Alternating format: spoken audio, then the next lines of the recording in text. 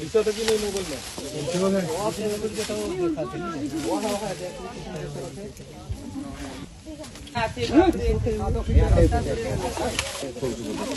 সরো, পিছন থেকে সরো, পিছন থেকে সরো, পিছনে চলে আসো, পিছনে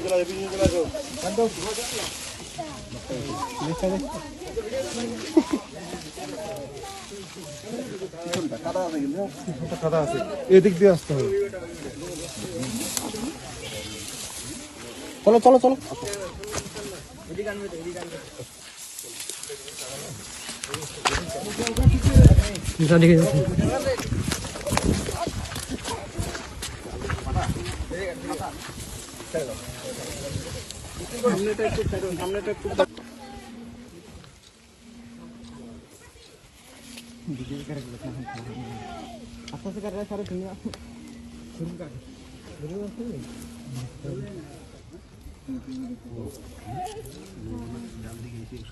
তুমিও তুলবা।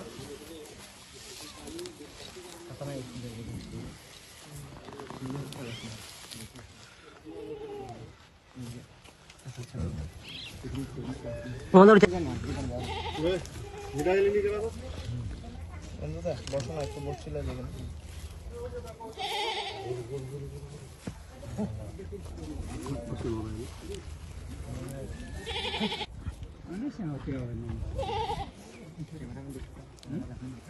সামনে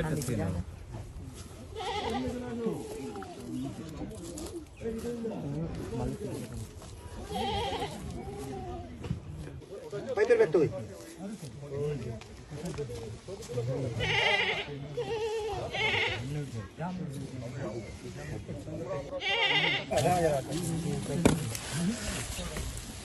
ধরো একটু ঢিলে ঢিলে তাহলে সুবিধা হবে।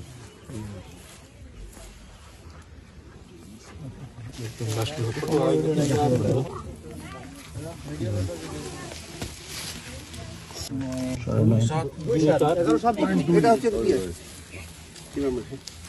দাও দাও ব্যাক করো, আরে উল্টা দাও, উল্টা দাও, এত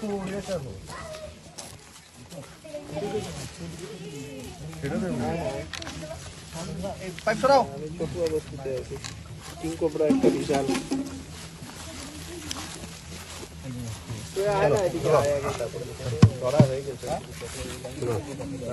ঢুকাও, অসুবিধা নেই, ঢুকাও, মাথা হাতে গেছে।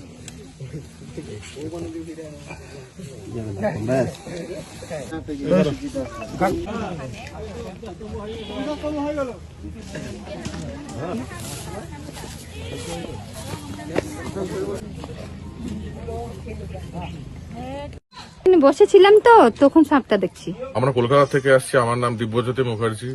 বাবা মাকে নিয়ে এসেছি কলকাতা থেকে বেড়াতে। অস্বাভাবিক অনুভূতি, 14 ফুটের একটা কিং কোবরা দেখে খুব ভালো লাগলো।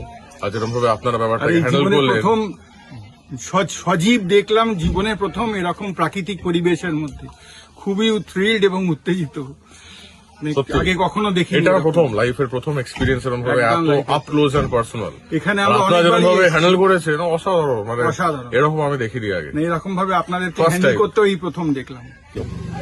আজকে রামসাই এলাকা চটুয়া বস্তিতে রাজেশ খারওয়াল বাঁশঝাড়ে একটা কিং কোবরা সাপ দেখতে পায় সেখানকার বাড়ির লোক।